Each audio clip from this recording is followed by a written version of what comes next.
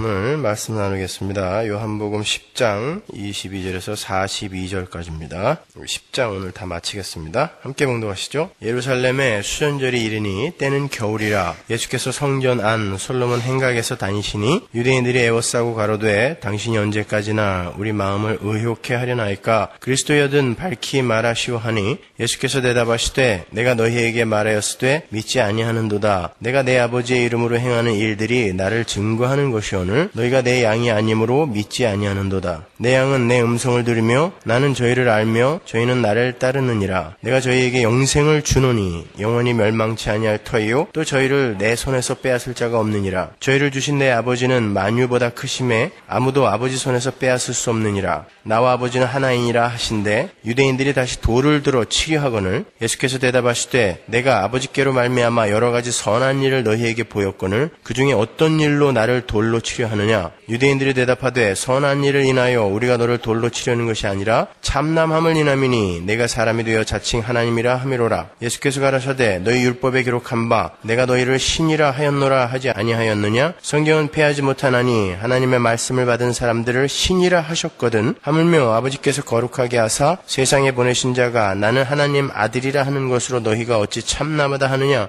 만일 내가 내 아버지의 일을 행치 아니하거든 나를 믿지 말려니와 내가 행하거든 나를 믿지 아니할지라도 그 일은 믿으라. 그러면 너희가 아버지께서 내 안에 계시고 내가 아버지 안에 있음을 깨달아 알리라 하신대 저희가 다시 예수를 잡고자 하였으나 그 손에서 벗어나 나가시니라. 다시 요단강 저편 요한이 처음으로 세례주던 곳에 가사 거기 거하시니 많은 사람이 왔다가 말하되 요한은 아무 표적도 행치 아니하였으나 요한이 이 사람을 가리켜 말한 것은 다 참이라 하더라. 그리하여 거기서 많은 사람이 예수를 믿으니라. 아멘. 예전에도 한번 언급을 한 적이 있습니다만 요한복음은 크게 두 부분으로 나눌 수 있다 그랬죠. 그 첫 번째 부분이 우리가 오늘까지 공부할 요한복음 10장까지고요. 그게 1부입니다. 그리고 두 번째 부분이 11장 죽은 나사로가 살아난 사건부터 시작되는 11장부터 마지막 장까지예요. 그게 2부입니다. 그 첫 번째 부분은요. 1부는 예수님이 유대인들에게 약속된 메시아임이 여러 가지 이적들과 함께 제시가 되고요. 아울러 예수님이 속죄 양으로 오실 수밖에 없는 이유가 설명이 되는 부분이에요. 그게 1부예요. 10장까지. 그리고 두 번째 부분은 실제적인 예수님의 죽으심과 부활에 관한 이야기로 이제 종결이 되는 거예요. 이래서 예수가 죽을 수밖에 없다를 1부에서 설명하고 2부에서는 실제로 죽는 것입니다. 그리고 다시 살아나는 거예요. 그러니까 첫 번째 부분에서는 예수님께서 메시아이심에도 불구하고 어떻게 유대인들이 그분을 배척하였는가에 대해서 자세하게 기록을 함으로 해서 그래서 너희들은 죽을 수밖에 없는 존재이며 너희들 중에 너희들 스스로의 힘으로 구원에 이를 수 있는 자는 하나도 없다라는 것을 증명하여 보여주는 거예요. 예수님께서 아무리 생명을 제시하고 진리를 선포하셔도 사람들이 도무지 알아듣지를 못하고 오히려 예수님을 죽이려 모의를 하기에까지 이르죠. 그렇죠? 그래서 하나님은 두 번째 부분에서 그럼에도 불구하고 너희들이 나를 이렇게 배척하고 죽이려고 하는 것 그것만으로도 너희들은 죽어 마땅하지만 그럼에도 불구하고 나는 나의 목숨을 끊어 너희들에게 생명을 내가 선물로 주고자 하는 생명을 주고야 말겠다라는 그런 당신의 의지를 십자가에서 실행하시는 것을 자세하게 기록해 놓은 거예요. 그게 2부입니다. 그러니까 요한복음의 그 앞뒤 부분은 마치 구약과 신약 전체가 담고 있는 개괄적 내용을 조금 작은 그림으로 담고 있는 거예요. 구약이 말라기에서 누가 이 성전 문 좀 닫아다오. 율법으로는 안 된다는 거 이제 알겠지라고 끝나잖아요. 그게 말라기잖아요. 그렇게 끝나고 인간 쪽에서의 무력함과 불가능함을 폭로한단 말이에요. 그리고 이제 신약으로 넘어와서 너희가 안 되므로 이제 내가 하겠다라고 하나님이 직접 내려오시는 게 신약이잖아요. 요한복음도 1부와 2부가 그렇게 구성되어 있다란 말이에요. 그렇게 오늘 본문의 내용은 요한복음 1부의 결론이에요. 그러면 그 일부의 결론이 어떻게 맺어져야 돼요? 인간은 안 된다죠. 그죠? 인간의 불가능함이 확 폭로돼야 되는 거예요. 구원에 있어서의 인간의 불가능함과 무력함이 적나라하게 드러나야 되는 거예요. 그 내용을 머릿속에 잘 간직하시고 오늘 본문으로 한번 들어가 보잔 말이에요. 먼저 본문 40절과 41절을 한번 보세요. 다시 요단강 저편 요한이 처음으로 세례 주던 곳에 가사 거기 거하시니 많은 사람이 왔다가 말하되 요한은 아무 표적도 행치 아니하였으나 요한이 이 사람을 가리켜 말한 것은 다 참이라 하더라.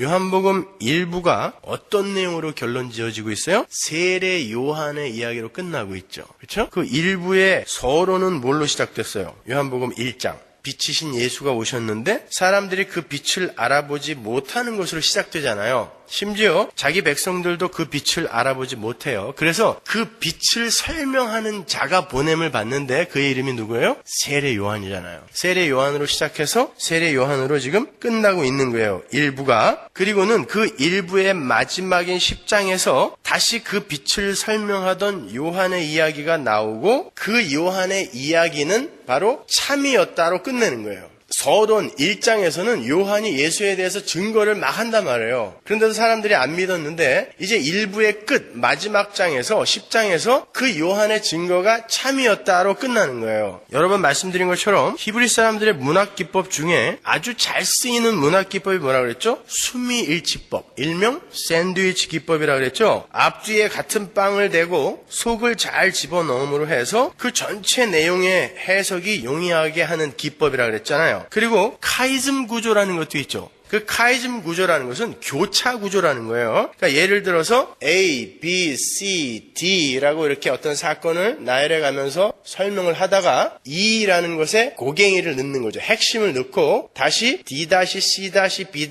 A- 이렇게 설명해 가는 거예요. 성경 전체도 그렇게 기록되어 있죠. 시가서, 욥기, 잠언, 전도서, 아가서 그런 시가서를 가운데다 딱 놓고 예수 그리스도를 설명하는 거죠. 그게 놓고 창세기부터 에스라, 느헤미야, 에스더까지 쭉 왔다가 다시 여기에서 예레미야, 이사야부터 쭉 가서 요한계시록에서 끝나는 거잖아요. 카이즘 구조란 말이에요. 그것이 요한복음 1장부터 10장까지의 내용을 잘 보시면 바로 그 수미일치법과 인클루지오, 수미일치법과 그 카이즘 구조가 사용되고 있음을 알 수 있는 거예요. 요한은 빛이신 하나님이 이 땅에 오셨는데 아무도 그 빛을 알아보지 못했다는 것으로 시작을 하고 그 A예요. 1부의 맨 마지막 부분인 9장에서 소경을 등장시키죠. 빛이 왔는데 못 보던 소경이 1장에서 이미 등장한단 말입니다. 그게 A가 쭉 가갖고 다시 돌아와서 마지막 부분에서 A-로 소경이 등장하고 그 소경이 눈을 뜨는 거예요. 근데 어떻게 뜨게 되느냐? 1장에서 빛을 못 알아본 그 소경이 어떻게 A-에 와갖고 그가 눈을 뜨게 되느냐? 바로 이 어린 양의 죽음으로 눈을 뜨게 된다를 설명하는 거예요. 우리가 이 성경을 공부하면서 무슨 카이즘 구조 이런 것까지 알아야 되는가? 알아야 돼요. 왜냐하면 성경의 1차 수신자들은 그것을 자연스럽게 알아먹었던 사람들이란 말입니다. 그래서 읽으면서 이해를 하고 읽으면서 감동을 받았단 말이에요. 그것은 그들이 익숙했던 문학 기법이었기 때문에. 그러나 우리는 모르잖아요. 그렇기 때문에 처음 1차 수신자들이 읽어서 감동을 받았던 그들의 배경까지도 우리는 다 공부를 해놔야 그 성경이 주고자 하는 메시지를 우리가 잘 받아서 이해를 할 수 있는 거란 말이에요. 그래서 공부를 해야 되는 거란 말입니다. 그렇게 빛이신 예수님이 오셨는데 사람들이 알아보지 못했다. 그들에게 빛을 주시기 위해 빛이신 그분이 제물이 되어서 죽는 것. 그것이 바로 구원이다를 설명해 주는 게 이제 요한복음 1부의 주제예요. 그래서 오늘 본문인 10장 마지막에서 인간들의 모든 열심과 노력이 기각되고 어린 양 예수의 죽음이 예시되고 있는 거예요. 그 내용은 우리가 지금까지 공부한 크고 작은 에피소드들의 공이 다 들어있던 내용이었죠. 6장에서도 그랬고 7장, 8장, 초막절, 유월절 배경으로 한 모든 에피소드들이 다 그 얘기였잖아요. 율법을 갖고 하나님 앞에 대드는 인간들의 무력함과 불가능함을 지적하고 그들을 기각해버리고 그들의 열심과 노력을 기각해버리고 예수님의 은혜만을 강조해왔잖아요. 지금까지 쭉. 그렇죠? 세례 요한은 요한복음 1장에서 우리 주님을 가리켜서 세상 죄를 지고 가는 하나님의 어린 양이라고 이야기를 하고 그리고 다시 10장에서 세상 죄를 지고 갈 그 어린 양이 바로 예수님이시라는 세례 요한의 증거가 바로 참이었다라고 이렇게 인정을 하는 거예요. 그게 41절이거든요. 그렇게 요한복음 1장에서 10장까지는 바로 세상 죄를 지고 갈 어린 양으로서의 예수 그리스도를 설명하고 있는 거예요. 그런데 세상은 끊임없이 그분에게 이 세상의 떡을 달라고 조르고 있었고 그 세상의 떡을 약속해주지 않는 예수를 죽이려 하는 것으로 일부를 끝마치고 있는 거예요. 그 뒤에 보면 예수님이 예루살렘에 입성할 때 나귀를 타고 입성할 때 호산나 호산나 외치면서 그 유대인들이 예수님을 왕으로 추대를 해요. 그런데 그 똑같은 사람들이 일주일이 못 가서 죽여라로 간다고요. 왜? 자기들이 원하는 세상의 떡을 줄 존재가 못 된다라는 것이 여실히 드러나니까 그럼 그런 왕은 필요 없다라는 것입니다. 그러니까 이 세상의 떡을 위해서 호산나 호산나 하면서 여기 와서 광분하는 사람들은 곧 예수님을 때려 죽일 수 있는 가짜일지도 모르는 거예요. 그러니까 신앙이라는 건 그렇게 이 사람들처럼 이 세상의 힘이나 세상의 떡을 위해 존재하는 게 아닙니다. 그것을 위해 예배당에 찾아온 사람들은 예수를 죽일 수 있다니까요. 일주일이 못 가서 죽였단 말입니다. 이 사람들이. 자기 겉옷까지 벗어서 길을 만들어줬던 사람들이 자기가 원하는 거 안 준다고 때려 죽였다니까요. 근데 오늘날 마치 예수를 믿으면 그런 것을 주는 게 공식처럼 그렇게 되어버린 그런 교리, 엉터리 교리 신학이 돌아다니고 있단 말입니다. 그건 아닌 거예요.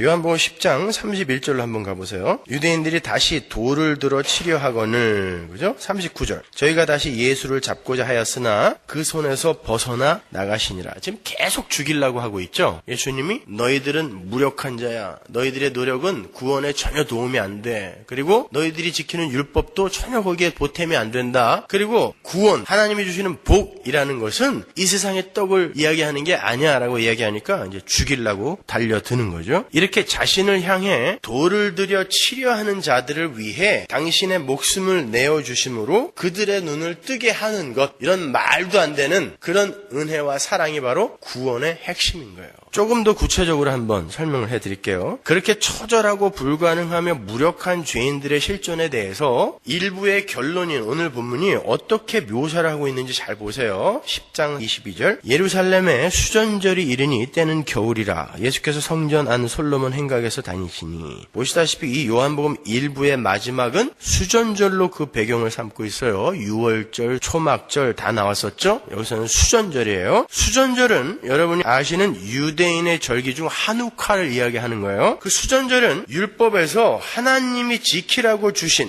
율법에서 요구된 절기가 아닙니다. 안티오쿠스 에피파네스에 의해서 더럽혀진 성전을, 안티오쿠스 에피파네스가 성전에서 돼지피를 갖고 막 제사를 지내게 하고 성전에다 제우스 신상을 세워놓고 막 그랬었잖아요. 그렇게 더럽혀진 성전을 주다 마카비, 그 아버지가 그냥 적군의 병사를 죽이는 바람에 얼떨결에 산으로 도망갔다가 주다 마카비가 망치라는 그런 별명을 갖고 내려와갖고 그들을 물리쳐버렸죠. 그 주다 마카비라는 사람이 깨끗이 그 성전을 정화해서 3년 만에 뺏었어요. 하나님께 그 성전을 봉헌한 것을 기념하는 절기를 말하는 거예요. 지금도 유대인들은 크리스마스를 전후한 12월의 그 여드레를 한우카로 지내죠. 유대인들은 여러분 예수님이 오신 날을 별로 축하 안 합니다. 왜? 또 다른 메시아를 기다리고 있기 때문에 그들에게는 성탄절이 아무 의미가 없어요. 그런데도 성탄절 즈음이 되면 유대인들의 집에 촛불이 환하게 켜있는 거 보시죠. 한우카를 지키는 거예요. 수전절. 그러니까 수전절은 하나님 앞에 내어놓은 인간들의 행위를 대표하는 절기인 거예요. 수전절은요. 그러니까 지금까지 요한복음은 계속해서 인간 쪽에서의 열심이나 자격, 한마디로 율법을 기각하고 오직 하나님의 은혜만을 강조해 왔어요. 그런데 유대인들은 계속해서 자신들의 종교 행위나 자신들의 열심을 내어놓으면서 그것을 구원의 근거로 내세우고 있었단 말이에요.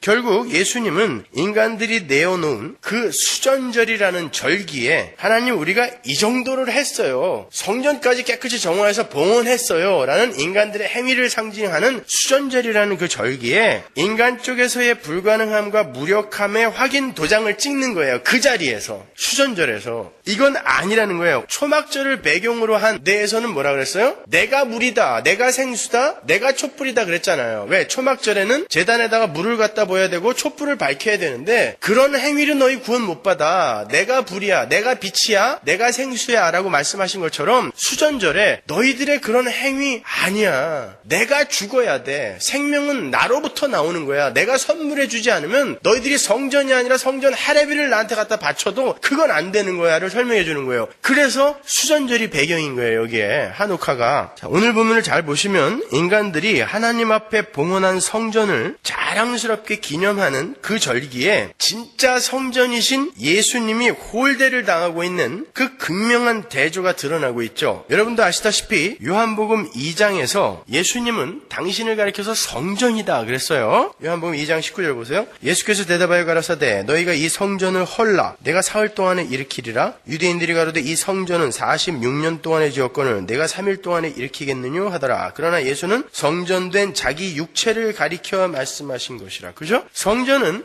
하나님이 거하시는 하나님의 처소를 말하는 거예요. 하나님은 가시적이고 물질적인 그 성전을 통해서 죄인들과 하나님의 거룩이, 죄와 하나님의 거룩이 어떻게 만날 수 있고, 그건 안 되는 거잖아요. 근데 어떻게 만날 수 있고 또 어떻게 함께 거할 수 있게 되는가를 설명해 주신 거예요. 성전에서 그 가시적이며 물질적인 성전이 담고 있는 모든 내용을 한마디로 줄이면 뭐예요? 제가 새가족반 할 때 설명해 드리죠. 그 성전의 모든 내용이 다 뭐다? 예수 그리스도란 말입니다. 그러니까 성전은 예수예요. 성전의 구조 예수였죠. 그리고 성전에서 드려지는 제사, 제물, 제사장 전부 뭘 상징하는 거예요? 예수를 상징하는 거잖아요. 그 모든 것들은 전부 예수 그리스도를 상징하는 거예요. 그런데 죄인들은 그 눈에 보이는 성전에 눈이 멀어서 진짜 성전이신 예수 그리스도를 알아보지 못했던 거예요. 그 말은 다른 말로 옛 성전은 뭐예요? 율법 앞에서 진짜 성전인 예수, 은혜를 못 알아먹더라는 거예요. 그 극명한 대조를 해주는 거예요. 그래서 수전절, 성전을 봉헌한 수전절에 진짜 예수님이 아주 홀대를 당하고 있는 모습으로 이렇게 대조가 되어서 그려져 있는 거예요. 그렇게 인간들이 만들고 또 인간들이 청소해 놓은 가시적 성전 봉헌을 기념하는 날에 진짜 성전이신 예수가 아주 쓸쓸히 외롭게 서 있어요. 어디에서? 솔로몬 행각에서 서 있다 그러죠. 하나님은 눈에 보이는 그런 성전을 절대 원하지 않으세요.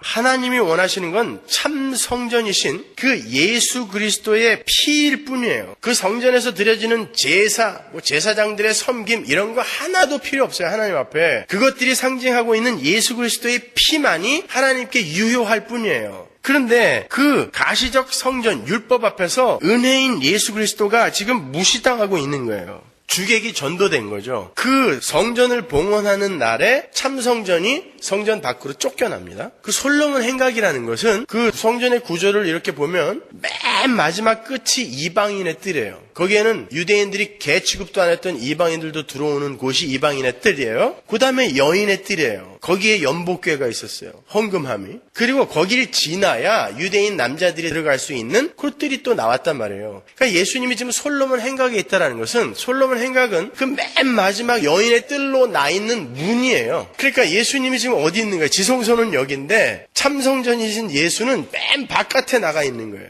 그렇게 지금 성경이 대조해서 우리에게 그림을 보여주는 거죠. 그러니까 거기서도 지금 인간들의 불가능함, 소경된 인간들의 모습이 여실히 지금 드러나고 있는 거예요. 22절을 다시 보시면요. 요한이 수전절이라는 단어 옆에 굳이 겨울이라는 단어를 붙여놓은 것을 보실 수 있을 거예요. 겨울. 그 겨울은 모형으로서의 성전에 율법에 광분하는 그 수전절에 진짜 성전이신 예수를 죽이려 하는 죄인들의 실상을 한마디로 설명해주는 아주 기가 막힌 단어인 거예요. 그게 겨울입니다. 예레미야 8장 20절 보세요. 추수할 때가 지나고 여름이 다하였으나 그럼 언제예요? 겨울이죠. 우리는 구원을 얻지 못한다 하는도다. 보세요. 자신들의 행위를 의지하여 이 세상의 것을 얻어내는 것만을 목적으로 삼고 있는 자들이 여름과 추수할 때를 지나고 겨울에 남겨져 있어요. 여름과 추수할 때는 구원받을 때예요. 그러나 겨울은 구원의 때가 이미 지나버린 것을 의미하는 단어인 거예요. 성경은 그들을 구원 얻지 못한 자라고 부르고 있는 거예요. 그렇게 예수 그리스도의 은혜, 그 언약의 피를 의지하지 않고 자신들의 행위, 율법을 의지하는 자들은 겨울에 속한 자들이다라는 것을 보여주기 위해 수전절 옆에 겨울이라는 단어를 굳이 갖다가 집어넣은 것입니다. 그렇다면 그렇게 자신들의 공로를 내어놓으면서 구원의 근거로 제시하는 자들에게 다른 말로 자신을 부인하지 못하고 여전히 자신은 하나님처럼 될 수 있는 자라는 아담적 사고에서 벗어나지 못하는 죄인들을 살려낼 수 있는 유일한 방법이 뭐겠어요? 표적을 보여줘도 안 되고 차근차근 설명을 해줘도 안 되고 어떻게 해야 되죠? 죽이고 다시 살려내야 돼요. 죽이고 다시 만들어야 돼요. 새 걸로. 근데 그들을 죽이면 안 되니까 예수님이 다시 살아날 수 있는 예수님이 그들을 품에 안고 어린 양이 되어서 대신 그들의 제물이 되어서 죽는 거예요. 그 이야기를 일부가 지금 이야기하고 있는 것입니다. 그래서 예수 그리스도의 죽음이 이 일부의 결론인 10장에 반복적으로 기록이 되어 있는 거예요. 한번 볼까요? 10장 15절. 아버지께서 나를 아시고 내가 아버지를 아는 것 같으니 나는 양을 위하여 목숨을 버리노라. 17절. 아버지께서 나를 사랑하시는 것은 내가 다시 목숨을 얻기 위하여 목숨을 버림이라. 18절. 이를 내게서 빼앗는 자가 있는 것이 아니라 내가 스스로 버리노라. 나는 버릴 권세도 있고 다시 얻을 권세도 있으니 이 계명은 내 아버지에게서 받았노라 하시니라. 목숨을 버릴 권세. 예수님은 목숨을 버릴 권세가 있으시대요. 여러분은 목숨을 버릴 권세가 있으세요? 없어요. 예수님에게밖에 없어요. 내가 자살하는 거, 그건 사망의 종으로서 사망에게 당하는 거지 목숨을 버릴 권세가 있는 게 아닙니다. 여러분 잘 구별하셔야 돼요. 목숨을 버릴 권세는 하나님밖에 없어요. 그 목숨을 버릴 권세를 가진 이가 자기의 목숨을 버리는 거예요.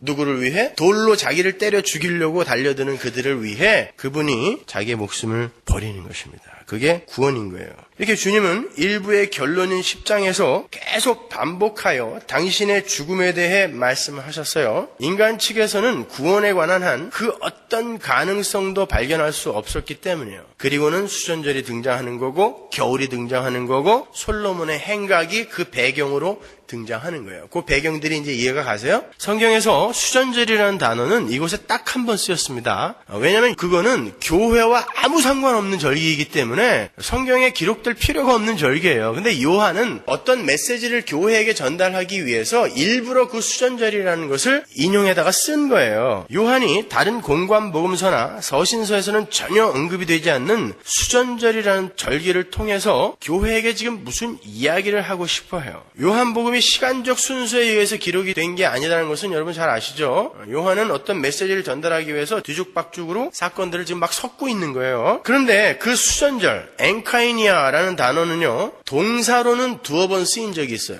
히브리서에.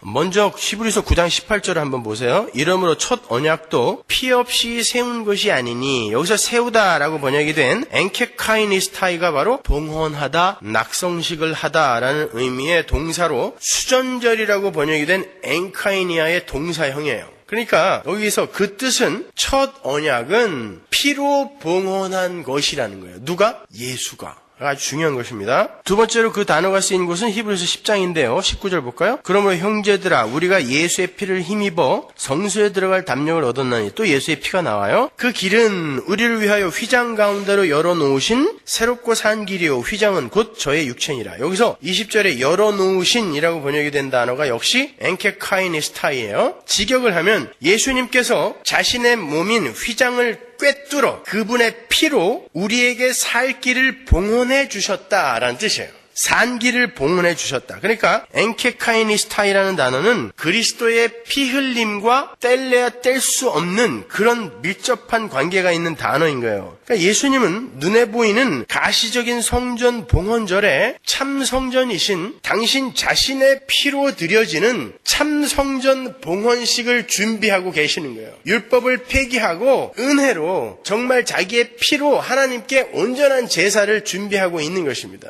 그게 성경 전체의 이야기인 거예요. 누구를 위해서요? 자기를 죽이려고 달려드는, 돌을 들고 달려드는 원수들을 위해서. 그게 바로 복음인 거예요.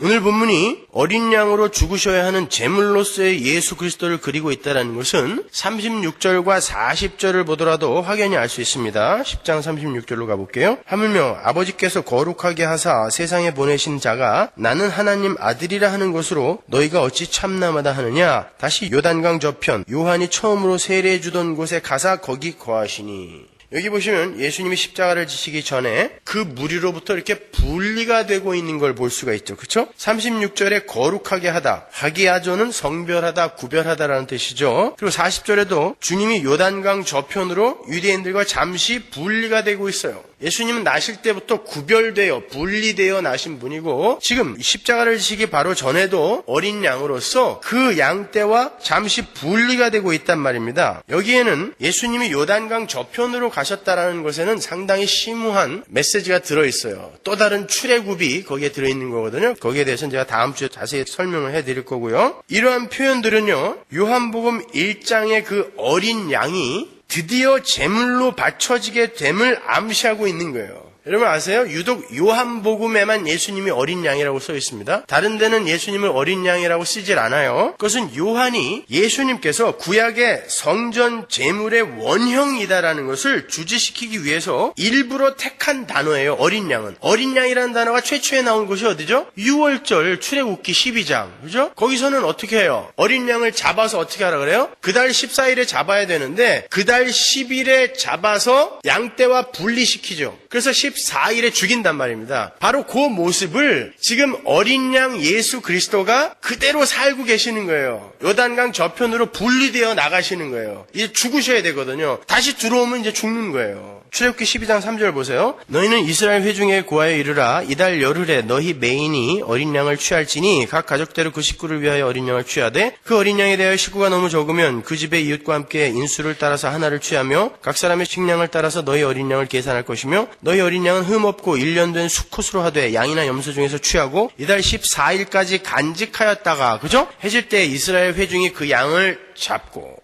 요한은 지금 이스라엘의 장자들을 살려내기 위해서 6월절에 죽게 되는 6월절 어린 양의 모습을 예수의 삶 속에서 그대로 뽑아내고 있는 거예요. 그래서 그런 단어들을 쓰는 것입니다. 그런 표현들을 하는 거예요. 그렇게 6월절 어린 양으로 죄인들의 죄를 속하시기 위해 죽으려고 오신 예수 그리스도를 유대인들이 잡아 죽이려고 하고 있어요. 환영을 하는 게 아니라. 그랬더니 주님께서 당신을 잡아 죽이려 하는 유대인들에게 말씀하시기를 나는 내 양들에게 생명을 주러 왔다라고 이야기를 하세요.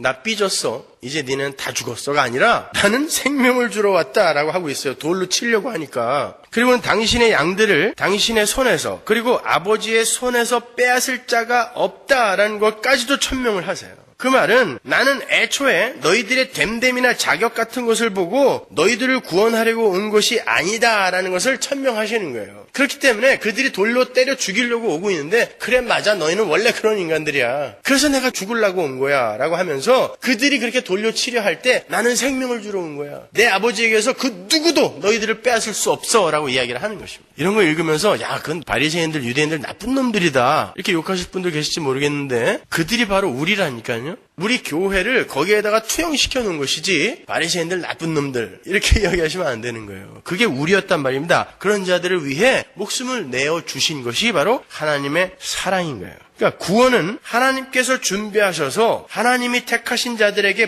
무상으로 주어지는 것이며 그 양들의 됨됨이나 성실함의 여부에 따라 중도에 탈락하거나 실패할 수 없는 거란 말이에요. 그게 바로 요한복음 전체의 주제인 거예요. 요한복음 10장 28절 보세요. 내가 저희에게 영생을 주노니 영생을 주님이 주는 거예요. 우리가 믿어서 쟁취하는 게 아니라니까요. 영생을 주노니 영원히 멸망치 아니할 터요. 또 저희를 내 손에서 빼앗을 자가 없느니라. 저희를 주신 내 아버지는 만유보다 크심에 아무도 아버지 손에서 빼앗을 수 없느니라. 나와 아버지는 하나이니라 하신대. 그렇죠? 이게 구원의 본질이며 이게 견인이잖아요. 그랬더니 유대인들이 또 예수님을 돌로 때려 죽이려고 그래요. 31절 보세요. 유대인들이 다시 돌을 들어 치려 하거늘 예수께서 대답하실 때 내가 아버지께로 말미암아 여러 가지 선한 일을 너희에게 보였거늘 그 중에 어떤 일로 나를 돌로 치려 하느냐? 왜 나를 죽이려고 그래? 물어보는 거예요. 유대인들이 대답하되 선한 일을 인하여 우리가 너를 돌로 치려는 것이 아니라 참남함을 인함이니 내가 사람이 되어 자칭 하나님이라 함이로라. 보세요. 여러분 이 사람들 앞에서 예수님이 얼마나 많은 기적을 행했어요. 오병이요, 칠병이요, 무리를 걷는 것도 보여주시죠. 폭풍을 잠잠케 하는 거, 안진뱅이를 살린 거, 죽은 자를 살리는 거, 별거 다 보여주셨는데 그 기적을 나에게도 적용시켜서 내가 원하는 것을 들어주지 않는다고 하니까 그렇다면 너는 필요 없어요. 네가 아무리 기적을 일으켜도 그게 내 삶에 적용이 되어 나에게 유익이 되지 않는다면 그렇다면 너는 필요 없어요. 그러니까 기적이 사람을 바꾼다는 건 언어 도단인 거예요, 여러분. 여러분 은이빨이 금이빨로 바뀐다 해도 그게 지속적으로 여러분에게 유익이 안 되면 여러분은 예수님을 돌로 쳐 죽인다니까요. 왜 한 번 바꿔주고 두 번째 안 바꿔줘? 그렇게 된단 말입니다. 근데 기적을 보고 예수를 믿겠다고 하는 건 도대체 어디서 나온 거야 말이에요.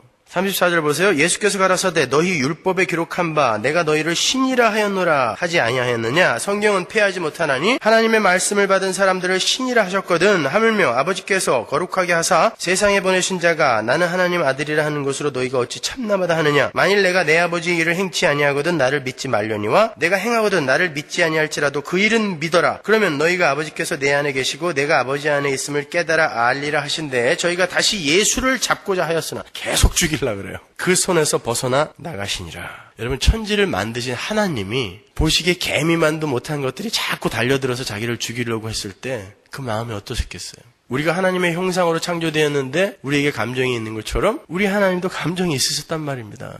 근데 개미만 못한 것들이 자꾸 자기를 죽이겠다고 쫓아다니는 거예요. 그분은 그들을 살리러 오셨는데, 여러분, 여름에 개미 때문에 고생 많이 하시죠? 날씨가 더운데 뭐 먹을 거라도 애들이 하나 이렇게 떨어뜨려 놓으면은 개미들이 막 줄지어서 쫙 오잖아요? 뭐 어떻게 하세요? 약으로 그냥 착 뿌려서 다 죽이죠. 그건 아무것도 아니에요, 그죠? 근데 그 중에 하나가 갑자기 허리에다가 팔을 딱 올리고, 야, 너 까불래? 이러면서 너 까불면 죽어? 이런다고 한번 생각해 보세요. 어떻게 하시겠어요? 지그시 누르죠, 이렇게. 그거보다 더한 거예요, 이거는요. 계속해서 반복하여 하나님을 죽이려고 하고 있어요, 죄인들이. 내가, 우리가. 그들이 뭐가 이쁘다고 그들을 위해 자기의 목숨을 내어놓는 게 하나님의 사랑인 것입니다. 우리를 향한 하나님의 은혜인 거예요.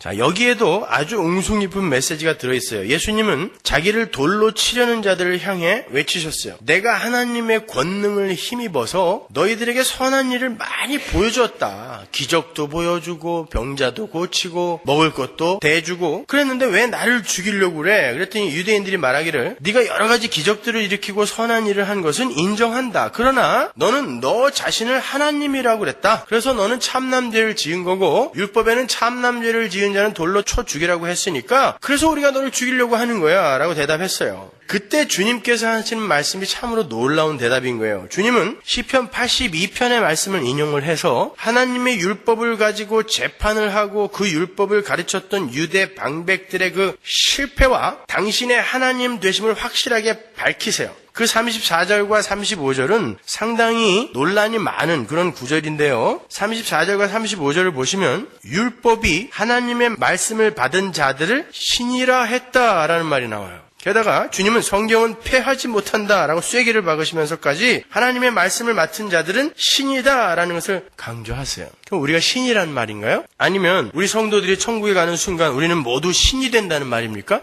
둘 다 아니에요.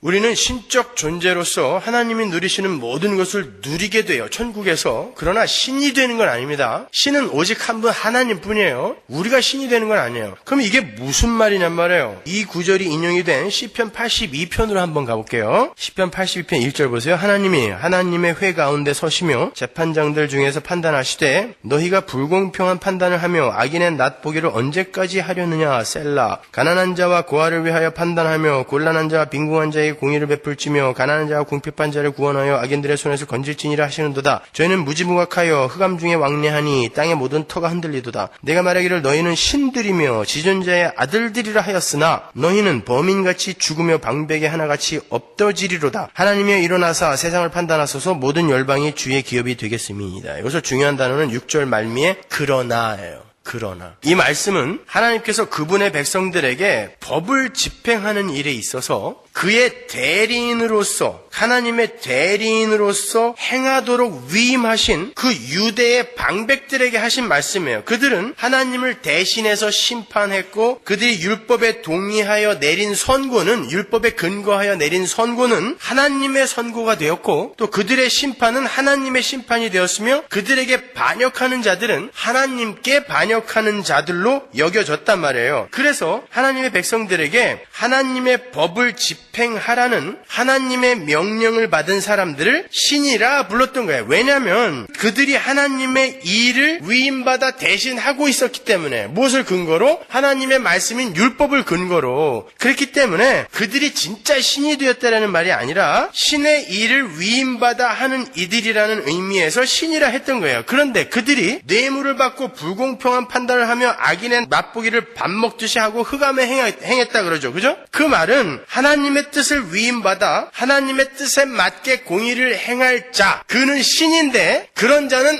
아무도 없다를 이야기하는 것이지 우리가 신이다라는 이야기가 아닌 거예요. 오히려 거꾸로 그 반대의 이야기를 하는 거예요. 그렇다면 그런 자가 있겠는가? 예수님이 바로 그 구절을 인용해서 내가 그 자다라고 이야기하는 거예요. 내가 바로 신이다라고 이야기하는 거예요. 근데 너희들이 왜 나를 죽이려고 그래? 나는 아버지가 시키신 일을 이 땅에 와서 그대로 했다. 하나님은 그 자를 신이라 불렀다. 지존자의 아들이라 불렀다. 내가 바로 그렇게 했다라는 거예요. 그래서 거기에 내가 선한 일을 했고 내가 너희들을 위해서 이러저런 일을 했다라는 말이 자꾸 나오는 거예요. 그러니까 너희들이 나를 못 믿더라도, 나를 하나님으로 인정하지 않더라도 내가 한 일을 인하여 하나님을 믿으라라고 이야기하는 것입니다. 그래서 시편 82편이 여기에 인용이 된 거예요. 내가 하나님이다라고 분명하게 자기의 하나님 되심을 밝히고 있는 거예요. 자, 그런데 그분이 아버지의 뜻을 위임받아 이 땅에 오셔서 하는 일이 뭐예요? 아버지의 뜻이 뭐예요? 아버지의 일. 우리 배웠잖아요? 아버지가 예수님께 주신 아버지의 백성을 하나도 놓치지 않고 다 구원하는 거. 그게 아버지의 일이라 그랬잖아요. 우리 찾아봤잖아요. 근데 가르쳐도 안 돼. 기적을 일으켜서 보여줘도 안 돼. 어떻게 해야 돼요? 죽어야 돼요.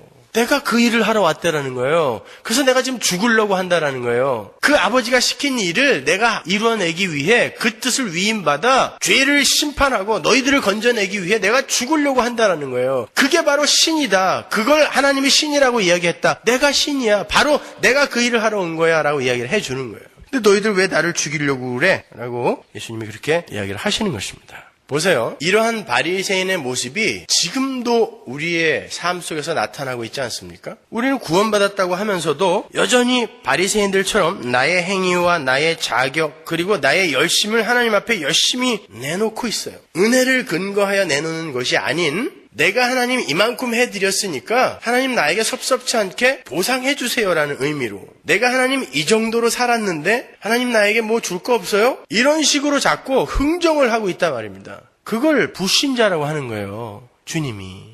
그럼에도 불구하고 우리는 여전히 그런 모습임에도 불구하고 자신의 목숨을 던져 우리를 건져주신 게 예수 그리스도의 은혜인 거예요. 여러분 생명은 오직 주께만 있는 거예요. 나의 노력이나 나의 열심, 나의 자격 등으로 얻어낼 수 있는 게 절대 아닙니다. 오직 주께만 있는 그 생명이 우리에게 거저 부어진 것을 구원이라고 하는 거예요. 그래서 요한복음 1장에서 10장까지 해서 우리 인간들의 불가능함과 무력함이 적나라하게 폭로되는 것이고 11장부터는 그럼에도 불구하고 그들에게 쏟아부어지는 하나님의 은혜의 실행이 파노라마처럼 그려지는 거예요. 우리는 그 하나님의 열심 앞에서 납작 엎드려서 나를 부인하고 나의 무력함을 인정하고 하나님의 은혜만을 의지하며 여전히 이렇게 불가능한 나임에도 불구하고 우리 주님께서 나를 위해 십자가에 달려 죽으셨다는 그 은혜의 복음 속으로 그냥 풍덩 빠져 들어가면 되는 거예요. 생명은 우리의 행위나 우리의 손에 달려있는 것이 아니기 때문에 주님의 손에 달려있는 것이기 때문에 우리의 실수와 우리의 실패와 우리의 절망과 우리의 어리석음까지도 우리의 구원을 방해하지 못해요. 그러니까 여러분이 예수를 믿고도 나는 왜 예수를 믿었는데도 여전히 이 모양이지? 그 절망이 여러분의 구원을 흔들지 못한단 말입니다. 하나님은 그 은혜의 크심을 가르쳐주기 위해 오히려 여러분에게 그러한 실수나 여러분의 그런 범죄함 같은 것들을 그냥 묵인하고 계시는 거란 말이에요. 그럼에도 나를 감싸 안고 있는 그 은혜가 얼마나 큰 것인지 우리에게 가르쳐주기 위해서 마찬가지로 여러분의 선한 행위나 도덕적 윤리적인 그런 선한 삶 그런 것들이 여러분의 구원에 도움이 안 돼요.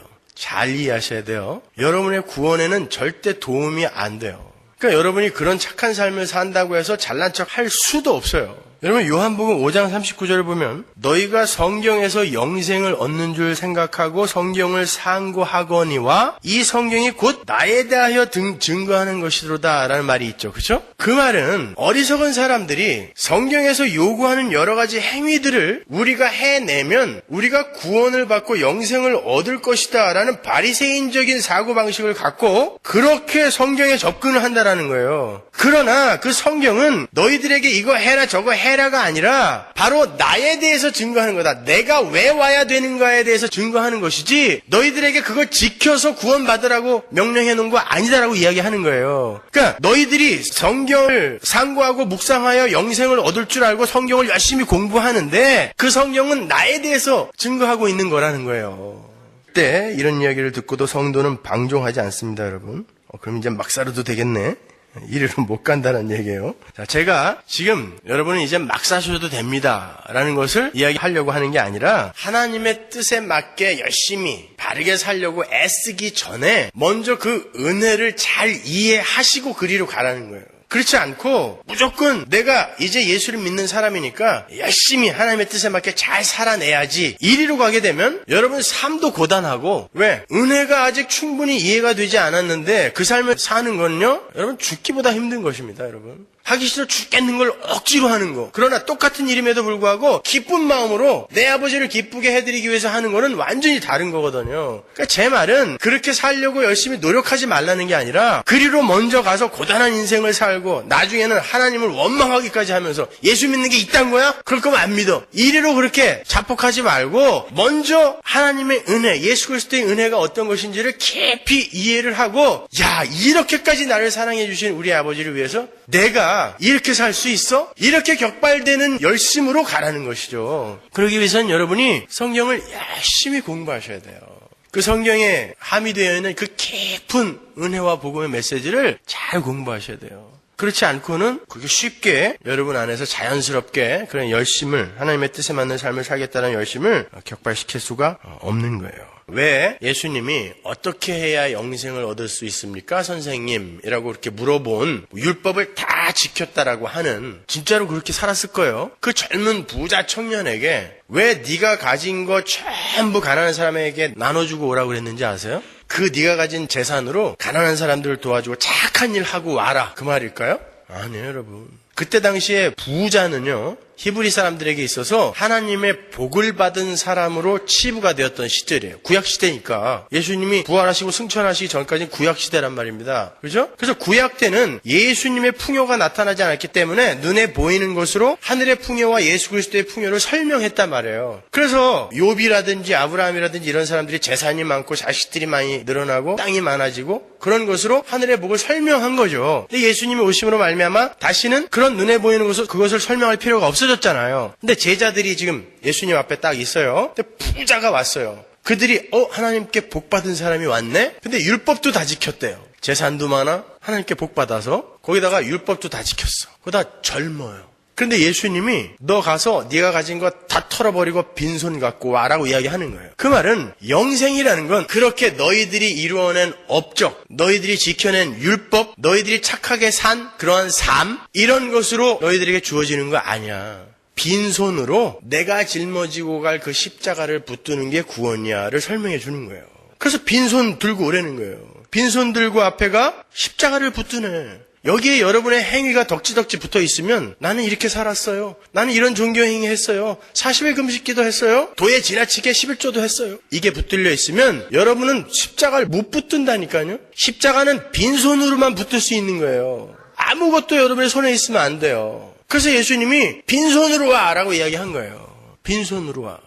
네, 우리에게 주어지는 영생에 우리가 보탤 것은 아무것도 없어요. 아무것도 없습니다. 우리가 아무것도 안 했을 때 우리에게 주어지는 게 영생이고 그 영생을 받고도 우리가 그 영생에 아무런 기여도 할 수 없는 게 영생인 거예요. 그러니까 여러분 성화를 잘못 이해하시면 안 됩니다. 성화라는 건 우리가 우리를 자꾸 훈련시키고 업그레이드 시켜서 착한 일을 많이 하는 걸 성화라고 하지 않아요. 내가 부인되는 정도에 따라서 그것을 성화의 깊이라고 이야기하는 것입니다. 눈이 말씀드리지만 여러분이 예수를 믿고 죽을 때까지 도덕적으로 윤리적으로 선한 일을 한 번도 못할 수도 있어요. 그렇지만 그 일로 말미암아 하나님의 은혜가 더욱더 크게 드러나고 나의 보잘것없음이 예수님 옆에 달린 강도처럼 확 드러난다면 그게 성화인 것입니다.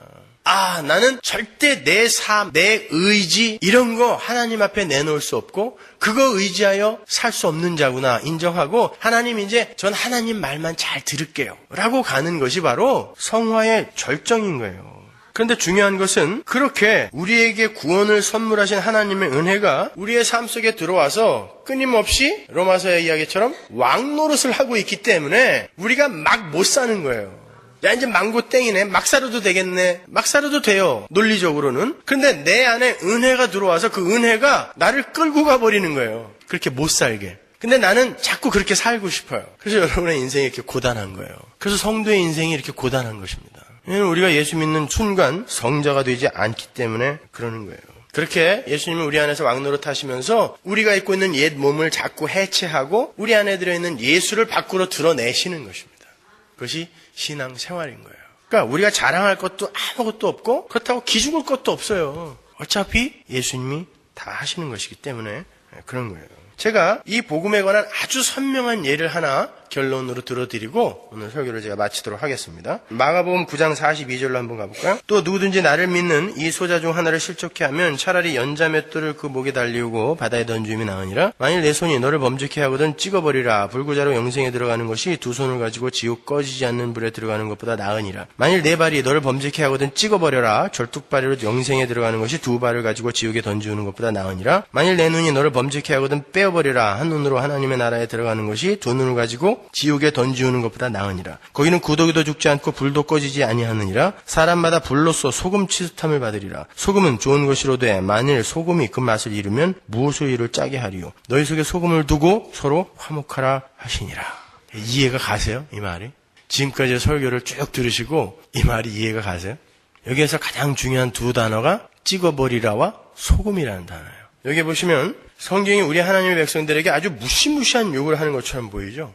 이 말대로 그대로 하면 우리 주일날 만날 때 전부 애꾸는 대고 쩔뚝쩔뚝 이러고 와야 되는 거예요. 에? 근데 한 명도 그렇게 하고 안 와요. 왜 성경 말씀을 그대로 따르지 않으시는 거예요? 왜? 에?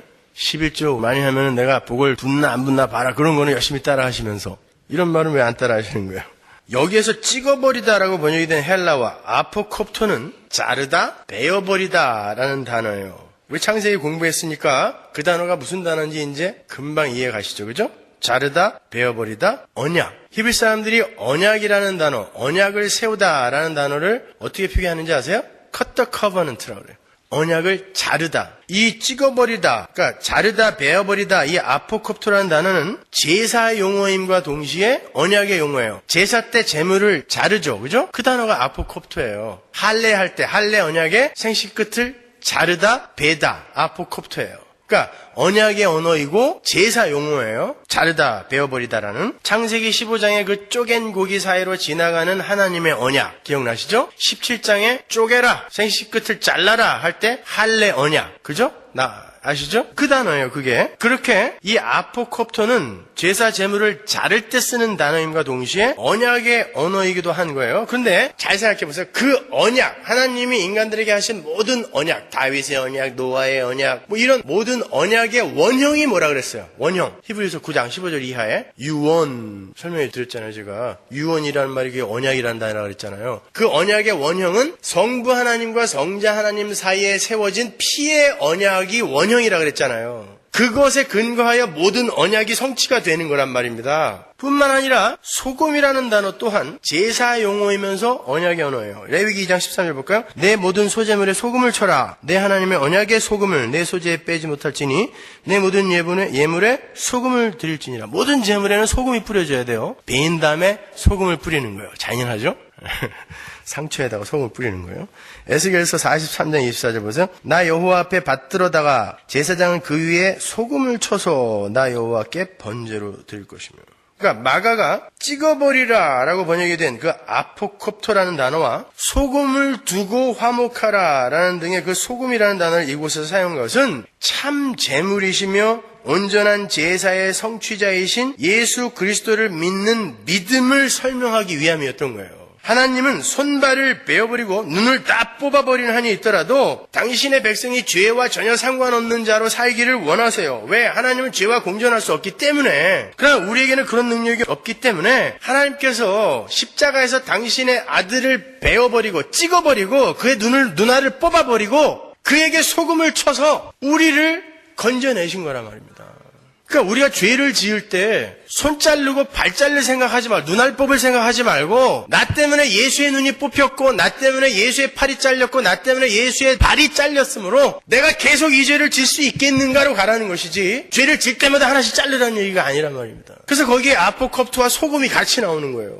이렇게 예수님이 제사를 지냈다. 제물이 되어서 바쳐졌다. 그런데도 너희들은 그 죄를 계속 질 거야? 라고 물어보시는 거란 말이에요. 그러니까 여러분이 짓는 죄로 인해서 여러분이 반성을 하고 뉘우칠지언정 내가 이러고도 하나님의 백성이 맞아? 확 죽어버려야 돼. 이를 가지면 안 된단 말이에요. 그래 내가 지은 죄는 내가 책임진다. 확 죽어버려야지. 그게 유다라니까요. 멋진 것 같죠? 아니에요. 정말 멋진 성도는 금방 예수님을 저주하고 욕하며 부인했다가 네가 정말 날 사랑하니? 그럴 때 뻔뻔스럽게 그럼요? 그렇게 나오는 게 진짜 성도라니까요. 그게 은혜를 아는 사람이란 말입니다. 베드로와 유다의 차이를 잘 생각해 보시란 말이에요. 그 뻔뻔스러움이 지나쳐서 방종이 되는 그런 일은 절대 없어야죠. 그래서 우리가 열심히 하나님 앞에 기도하고 성경 말씀을 열심히 상고하고 묵상하는 거예요. 그럴 때에 우리는 방종으로 나가지 않을 수 있게 되는 것입니다. 그래서 우리는 힘써 여호와를 알아야 되는 거고 그분의 이 은혜를 더욱더 깊이 이해해야 되는 거예요. 영생은 누가 주는 거예요? 주님이 주는 거예요. 우리가 쟁취하는 거 아니에요. 그러니까 여러분의 감정, 기분 이런 거에 너무 흔들리지 마세요. 오늘은 내 기분이 안 좋았어. 오늘은 성가대가 나를 기쁘게 못 해줬어. 오늘은 목사가 나를 그냥 찔렀어. 그 기분이 여러분의 신앙을 좌지우지하면 안 돼요. 영생은 여러분이 어떤 기분이어도 여러분이 어떤 실수를 저질렀어도 그것과 상관없이 하나님으로부터 쏟아 부어지는 거예요. 그것을 이해할 때 우리는 하나님이 기뻐하시는 삶으로 한 발 한 발 다가갈 수 있는 것입니다. 그 하나님의 은혜 속으로 풍덩 잠기세요. 기도하겠습니다. 기도하겠습니다. 기도하겠습니다. 기도하겠습니다. 기도하겠습니다. 기도하겠습니다.